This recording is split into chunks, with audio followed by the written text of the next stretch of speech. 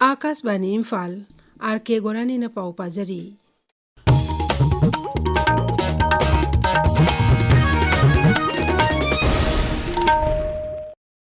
National peoples party (NPP) के national president Conrad के संगमा हौजिक कांगखुबी जिला थुंखरे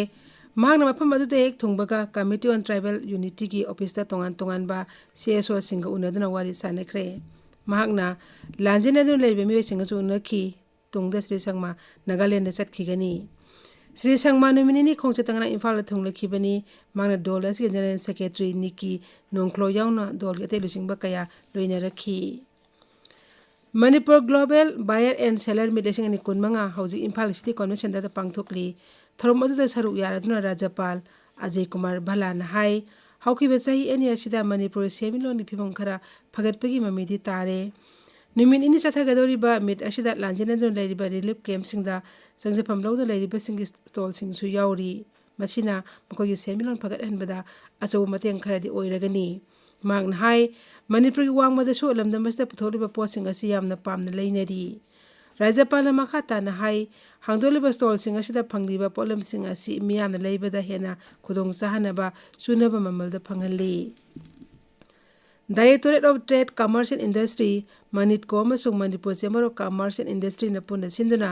नुमिनी पांगथोकदबा थरोम असिदा खननेनबा मिफम अमसुंग कला संस्कृति ओइबा थरोम सिंगसु याउरी थरोमसदा राज्य एंटरप्रेन्योर सिंग नतना मपालम गे मियो कुन तोंगान तोंगान राज्य सिंग लाकपा मियो यांका हेनबसु सरुक यारी नेशनल कमीशन फॉर वीमेन की मखादा Manipur state commission for women सिंधुना नोंमगी ओइबा एंटी ह्यूमन ट्रैफिकिंग की मतांगदे मियामबु भाब तामिनबे थरोम मंगसी जिरिबा म्युनिसिपल काउंसिल ऑडिटोरियम दा पांगथोखरे थरोम मदुदा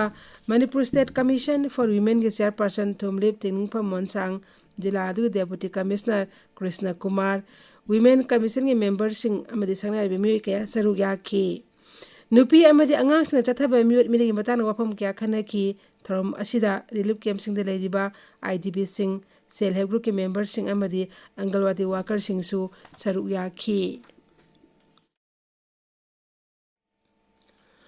मालेम के अति मफम सिंह पांगथोकनबगु मणिपुर दंगसी वर्ल्ड मेंटल हेल्थ डे की थरोम पांगथोकली सही असगी हिरमदी access to services mental health in catastrophes and emergency हाइविशिनी निमित असी मणिपुर दसो national mental health programme national health mission Manipur अमसुंग directorate of health services Manipur सिंधुना इम्फाल द पांगथोखी थरोम अदुगा मरी लेनना रिम्स के साइकेट्री डिपार्टमेंट हानक हेड डॉक्टर R.K. लेनिना हाई निमित असिदा लाकपदा मिपुम खुदिमक पुनिंग लेताना लेननबा पुनः थौदांग यामिनसी मसिगिदमक अखोइन हक्चांग फना पुनिंग वखल इंगना लेननबा होनमिनसी थरोमदुदा हक्सेल अमसो याइफा युम्बाल के commissioner cum secretary Shri Suman Singh हक्सेल विभाग के director doctor N. Hemant Kumar Singh बसरु याखी थरोमसी रिम्स के डिपार्टमेंट ऑफ क्लिनिकल फिजियोलॉजी अमसो डिपार्टमेंट ऑफ साइकेट्री दसु पांगथोखी इम्फाल ईस्ट के डिस्ट्रिक्ट एडमिनिस्ट्रेशन अमसुंग consumer affairs food and public distribution पुन सिंधुना जिला असि तोंगान तोंगानबा मफमसिंगदा अताबा ममलदा मियामना चेंग फंगनख्रे ngasi oina jila asiki khergaw junior high school amadi khuraigi tharo devi lampakta cheng phangan khi tangkak ani thongna pangthok kadoriba bihar vidhan sabha mikhal niyam chumna amasung santi oina pangthokna election commission na tongan tongan ba thorang kya lokatle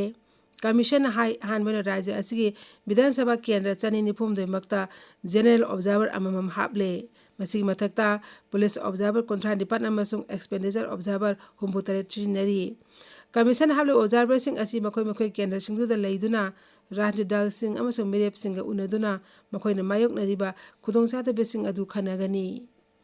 मिखल असी शांति ओइना पांगथोना बगिदम officer lakh 9 लिसिंग यांका हेना सिजिनदगदौरी मसिग मनुंगदा polling personal lakh 3 लिसिंग यांका हुमदोय police officer lakh 2 लिसिंग यांkai counting personal लिसिंग 25 अमसुंग micro observer लिसिंग 35 याउरी राइजस्ट अहनब थांका के boat मथंग थागे तरुक थादनगनी सिचाम कुमाथै the boat थादनगदर मिखल असिगिदमक मिरेपसे patient मि अरोइबे निमित थास के 33 नि अनिसुब तांकन नवेम्बर 13 दा seat 193 the boat थादनगनी पाउ लोइजरे।